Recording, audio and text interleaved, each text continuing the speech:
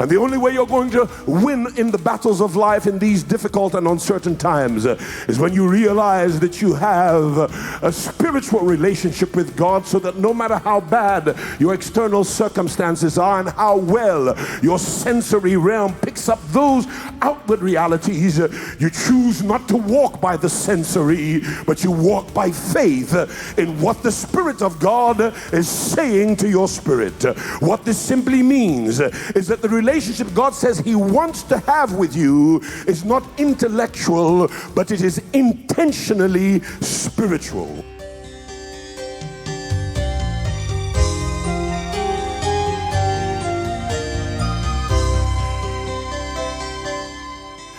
Our God, the same God as Shadrach, Meshach, and Abednego, He forbids any image of Himself, whether it be a painting, an effigy, a sculpture, or a work of art, because any image of Him would actually be demeaning of Him, because there's no potential in the human psychology or the human intellect to get as big a picture of how big God is.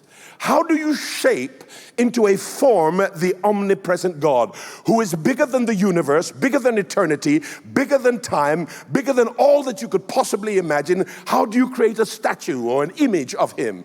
He is unshapable. He cannot be defined by the human intellect. He cannot be cognitively understood. He can only be spiritually understood. God has always kept Himself outside of the sensory perception of the human race, so that your five senses, sight, hearing, touch, smell, and taste, cannot pick up the scent of God, because He is called by Paul the invisible God, the untouchable God, the imperceptible God to the human sensory perception dimension. And this means then that none of us has ever seen Him, we have never smelled Him, we have never touched Him, even though the Bible says, taste and see that the Lord is good. That is only a metaphor to call us to indulging in the things of God, but we cannot with our five senses, touch, taste, smell, be able to perceive God, nor have we ever heard the audible voice of God, because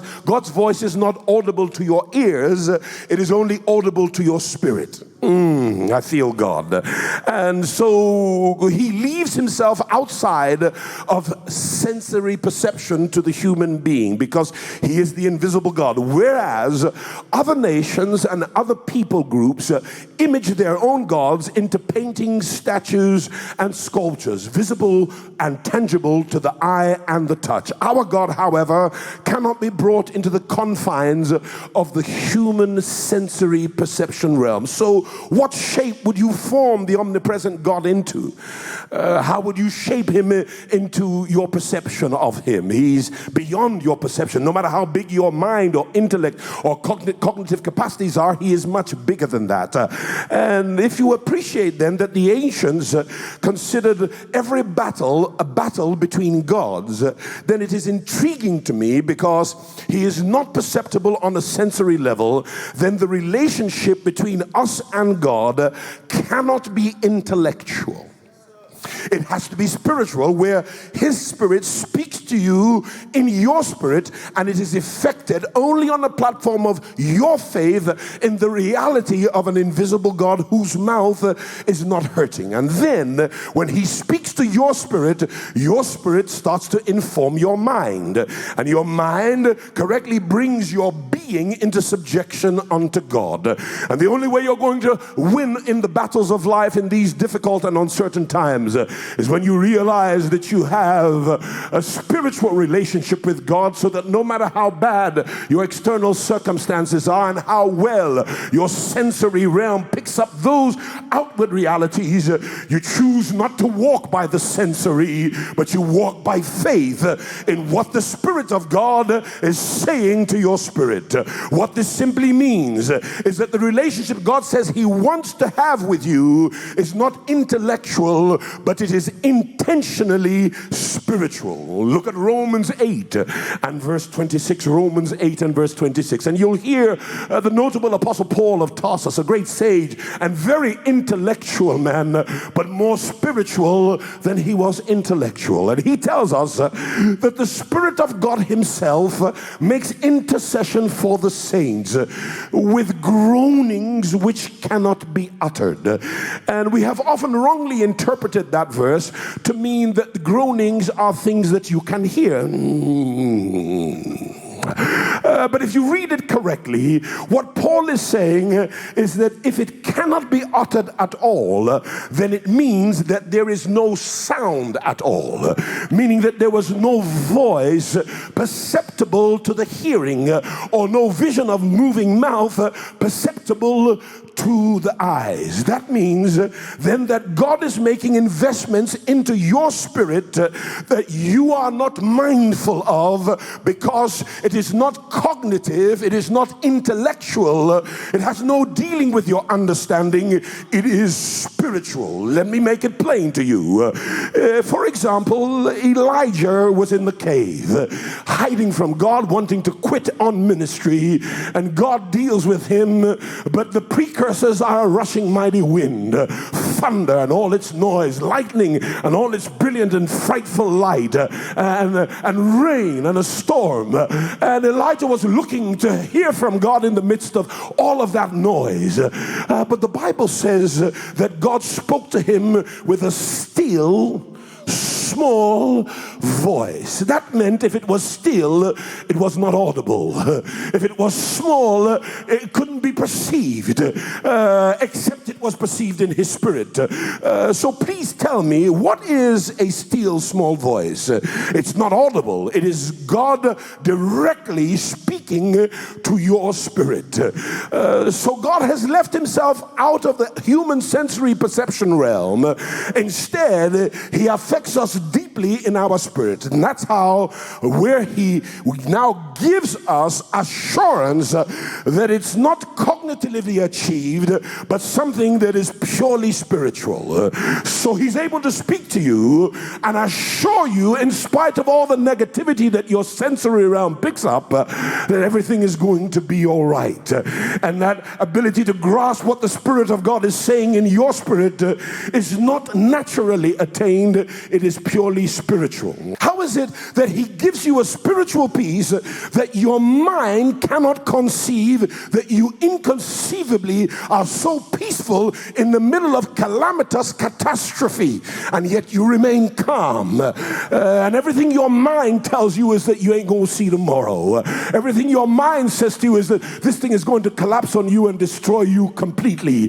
But still, in spite of what your mind is trying to communicate to your emotions and your volition, there's something in a deeper realm that bypasses your understanding and makes you so calm when you should be crying and anxious and suffering panic attacks and anxiety throes and trauma and tantrums.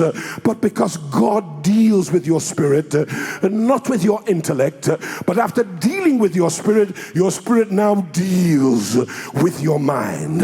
Hear me what I'm saying to you. So that the trouble you're in and the peace that attends you in the midst of the trouble makes no sense at all. That even you think you're crazy, that how could I be so peaceful with this crazy mess going on in my life? Because thinking about everything cognitively with all that you went through, you should be a total wreck by now, but you're still talking faith. You're still speaking victory. You're still saying, I'm going to make it. You're still clapping and praising God because in your spirit, you know that he's a good God. But all your friends think you must be crazy, that you ought to turn your back on your church and your God because he obviously ain't treating you nicely as far as they are concerned. It was a battle between gods. And notice that the three Hebrew boys had been in progressive decline.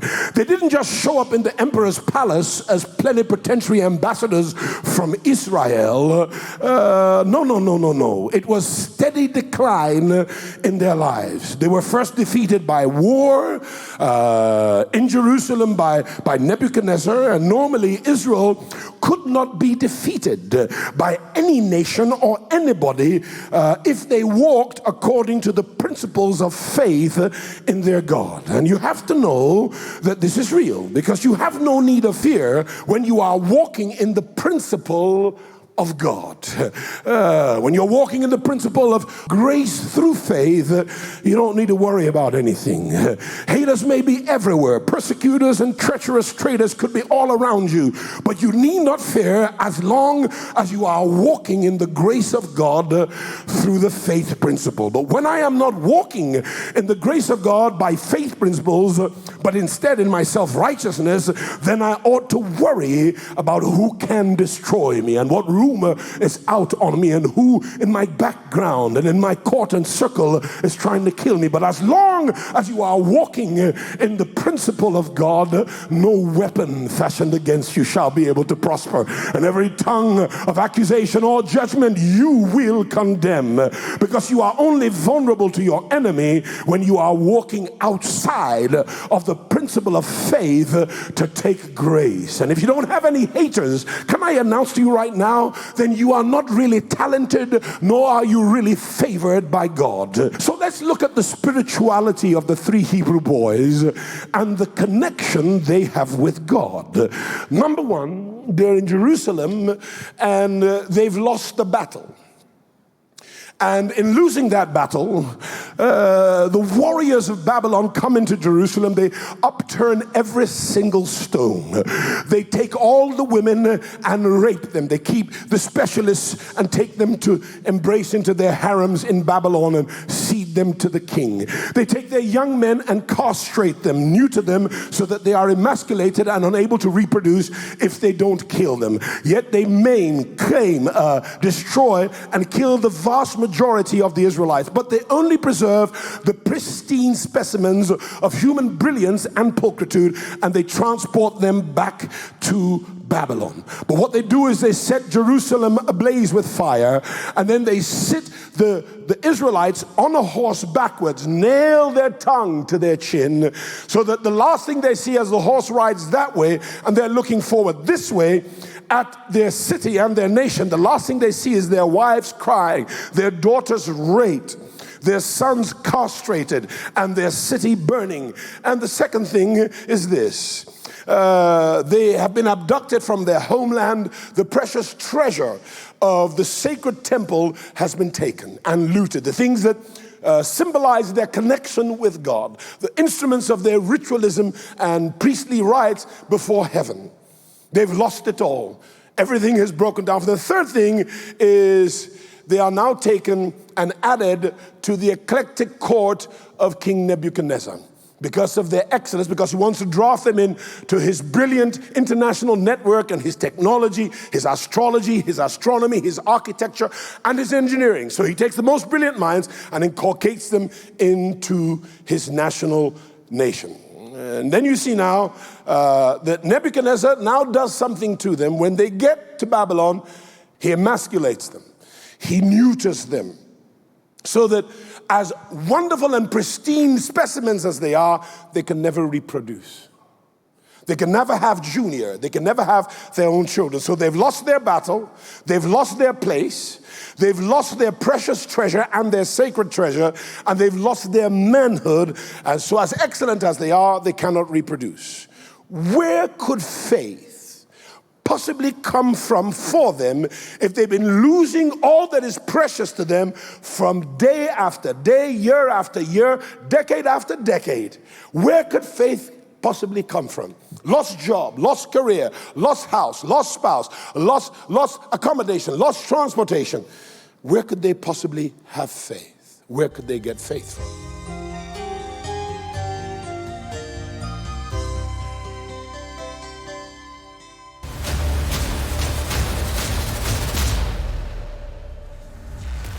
There's nothing more transformational than a changed mind. God is consistently, throughout the entire span of your life, going to be in a process of training you. And training sometimes requires some painful correction. If you yield to the corrective measure, it causes later on in life the wonderful experience of godly character and a life that is pleasing to you, but also pleasing to God. If you don't reset, a hard reset that's different from your old setting, you're always going to go back. Notice you got to go back and fix those settings. And what God gives you pain for when He's chastening you, He associates pain as the consequence of poor choices. It's a U-turn, a psychological U-turn that makes a difference. No matter what comes for you, it can't take you, because as a man thinketh in his heart, so is he. How is your mind set? So the only way to get off any addiction, including drugs or sex or rock or roll, is to change your heart setting. If you'll allow Him to get a hold of the hard drive of your mind and give you a new factory reset, not the devil's original setting, but God's new setting. Even though you fall into trouble, or you fail in a process, or you falter or fumble in a scenario, faith from your default setting will rise up. And it will tell you to say no to depression. It will tell you to say no to fear, no to sin. Bring it all together. Fix the whole life. Get your walk right, get your work right, get your worship right. A real decision is stronger than emotions.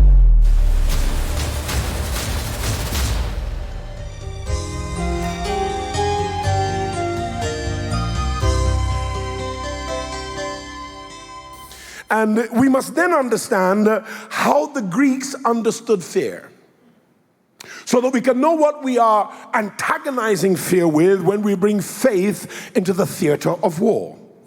And the first Greek word I want to acquaint you with, if you don't already know it, is the Greek word phobos, P-H-O-B-U-S.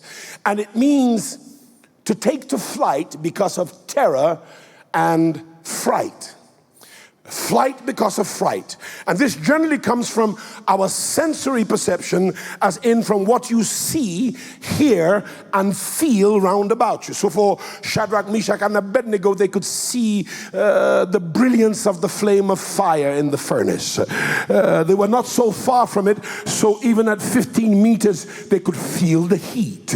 They could smell when they would throw in animals and see how quickly they were singed and roasted to ashes. It was hotter than a crematorium, and the king had threatened now to make it 7 times hotter than it was before. And that's the first word, phobos, from where you get phobias.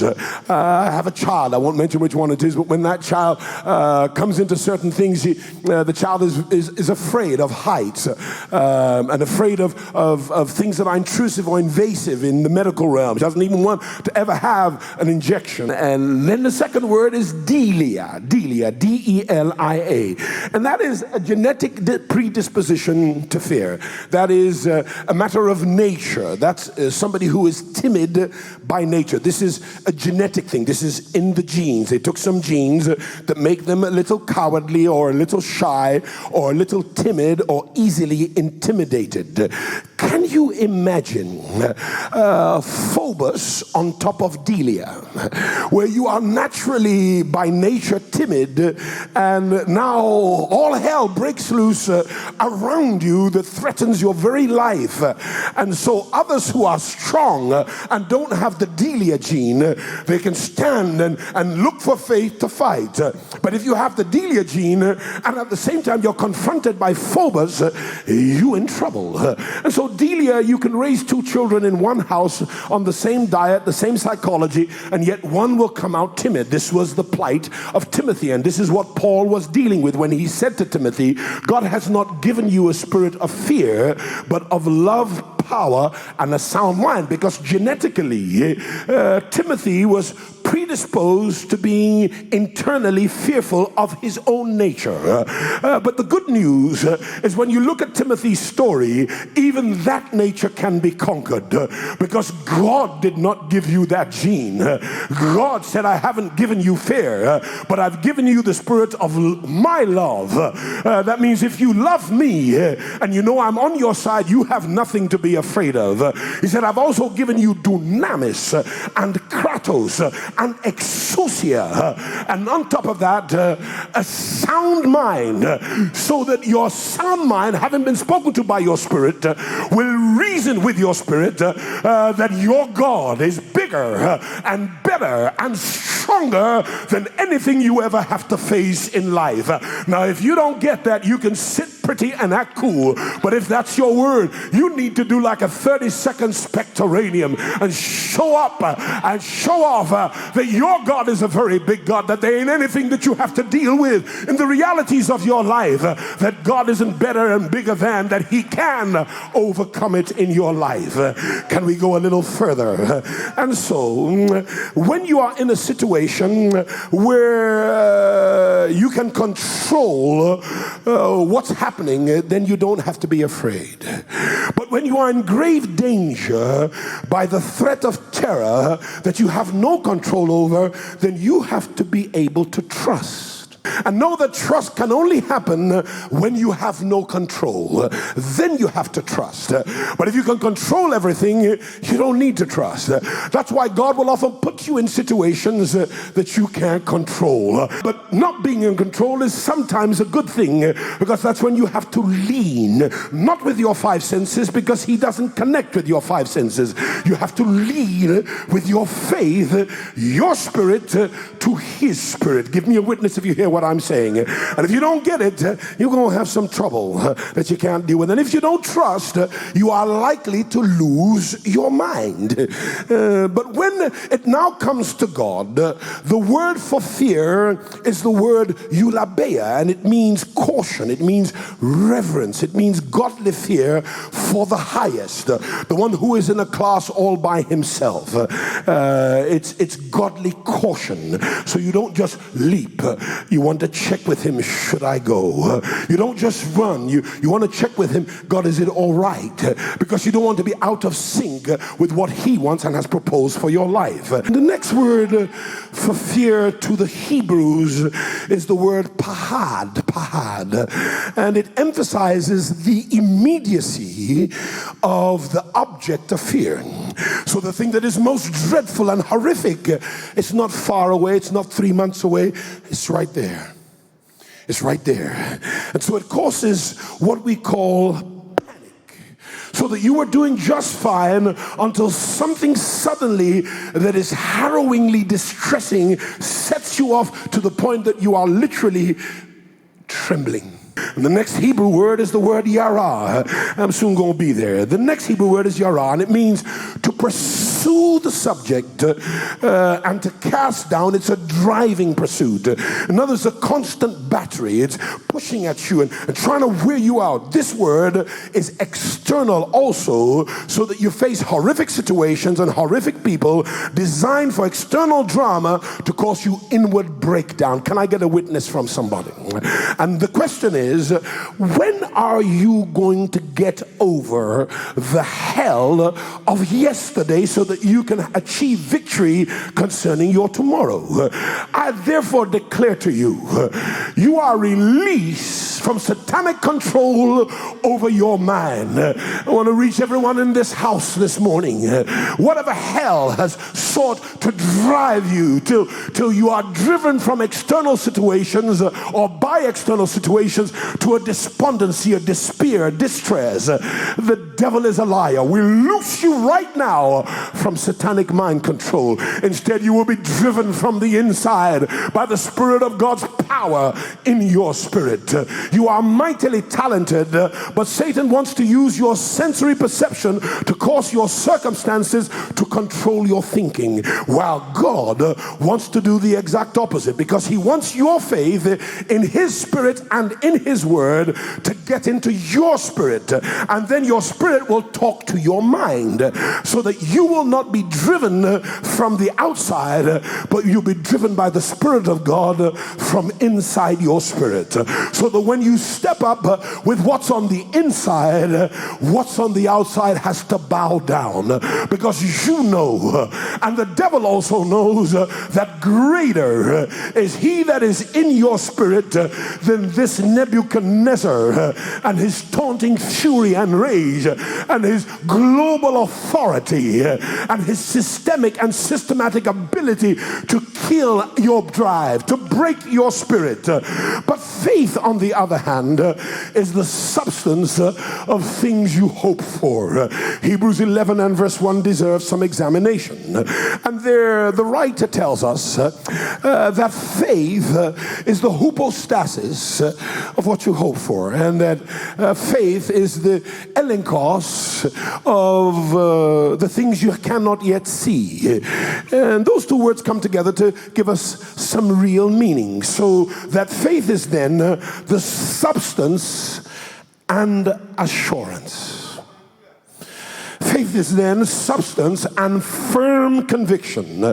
So you can have firm conviction and assurance that has nothing to do with your sensory perception. In fact, it's opposite to your sensory perception. So I am in a horrifying situation, but I have firm conviction in my spirit, not in my sensory realm, that this outward situation does not determine the outcome of my life. It's not my circumstance that controls me. It's my faith in the Almighty God. You have the right to throw off fear and allow your inward conviction help you to gain entitlement to what I have prepared for those who love me, which I reveal by my spirit. And so that's blessed assurance. And now that I'm connected with God and I believe that I am entitled to things that he has given me, I have firm conviction for those promises. And it brings me now to another word before I get to the poignance of the text. And that word is pistis, P-I-S-T-I-S. And it means firm persuasion. It's a New Testament word. It means deep conviction that the enemy has no access to undo unless you let him. Why did God exclude himself from the human sensory perception realm? He kept himself out of the human sensory perception realm, and I'm glad that he did, because no one person can dictate to another how to conceptualize their God. Next week on Something is About to Happen. Fear has an object, but faith has an object too. And you have to decide for yourself, is your God bigger than the fiery furnace that you're looking at? Yet these three boys still have the audacity of hope and faith to stand before the emperor and says it to Nebuchadnezzar, our God is able. So he certainly has the ability to deliver us from the fire.